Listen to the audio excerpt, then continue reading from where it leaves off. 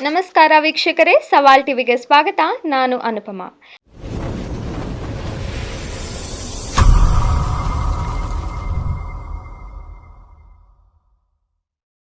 ಇಂದಿನ ನಮ್ಮ ಕೃಷಿ ಯೋಜನೆ ಕಾರ್ಯಕ್ರಮಕ್ಕೆ ನಿಮಗೆಲ್ಲರಿಗೂ ಸ್ವಾಗತ.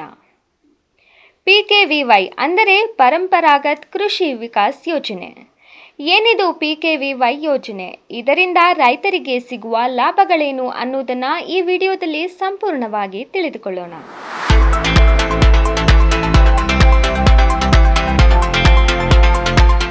ರಾಸಾಯನಿಕ ಮುಕ್ತ ಕೃಷಿಯನ್ನು ಉತ್ತೇಜಿಸುವ ಮೂಲಕ ಮಣ್ಣಿನ ಆರೋಗ್ಯವನ್ನು ಸುಧಾರಿಸಲು ಮತ್ತು ರೈತರ ಆದಾಯವನ್ನು ಹೆಚ್ಚಿಸಲು ಕೇಂದ್ರ ಸರ್ಕಾರ ಜಾರಿಗೆ ತಂದ ಯೋಜನೆಯೇ ಪರಂಪರಾಗತ್ ಕೃಷಿ ವಿಕಾಸ್ ಯೋಜನೆ.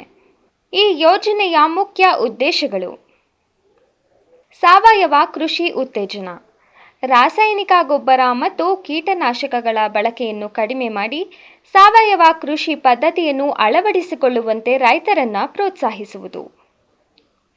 ಮಣ್ಣಿನ ಫಲವತ್ತತೆ, ನೈಸರ್ಗಿಕ ಸಂಪನ್ಮೂಲಗಳನ್ನು ಬಳಸಿಕೊಂಡು ಮಣ್ಣಿನ ಆರೋಗ್ಯ ಮತ್ತು ಫಲವತ್ತತೆಯನ್ನು ದೀರ್ಘಕಾಲದವರೆಗೆ ಕಾಪಾಡುವುದು.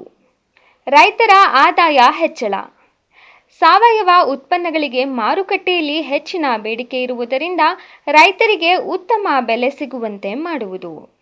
ಪರಿಸರ ಸಂರಕ್ಷಣೆ, ವಿಷಕಾರಿ ರಾಸಾಯನಿಕಗಳಿಂದ ಪರಿಸರ ಮತ್ತು ಅಂತರ್ಜಲ ಕಲುಷಿತಗೊಳ್ಳುವುದನ್ನು ತಡೆಯುವುದು.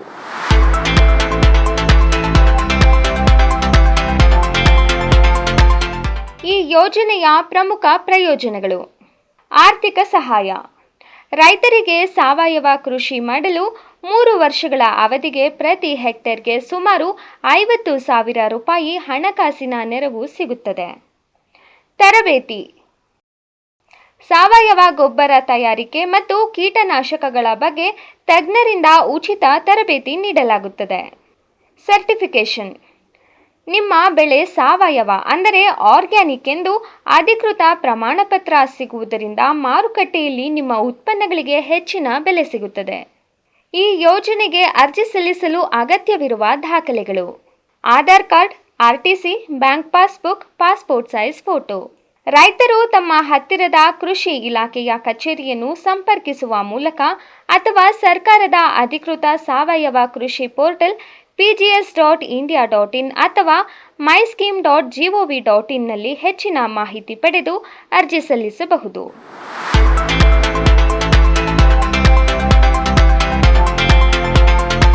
ಪರಂಪರಾಗತ್ ಕೃಷಿ ವಿಕಾಸ್ ಯೋಜನೆಯು ಭಾರತೀಯ ಕೃಷಿ ಕ್ಷೇತ್ರದಲ್ಲಿ ಹೊಸ ಕ್ರಾಂತಿಯನ್ನು ತರುತ್ತಿದೆ.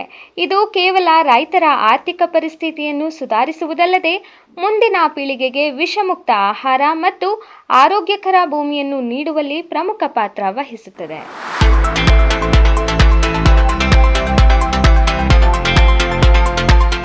ಈ ಮಾಹಿತಿ ನಿಮಗೆ ಇಷ್ಟವಾಗಿದ್ದಲ್ಲಿ ವಿಡಿಯೋ ಲೈಕ್ ಮಾಡಿ ಮತ್ತು ನಿಮ್ಮ ರೈತ ಸ್ನೇಹಿತರಿಗೆ ಶೇರ್ ಮಾಡಿ. ಇಂತಹ ಮತ್ತಷ್ಟು ಮಾಹಿತಿಗಾಗಿ ಸವಾಲ್ ಟಿವಿಯನ್ನು ಸಬ್ಸ್ಕ್ರೈಬ್ ಮಾಡಿ, ಹಾಗೆ ಬೆಲ್ ಬಟನ್ ಒತ್ತೋದನ್ನ ಮರಿಬೇಡಿ.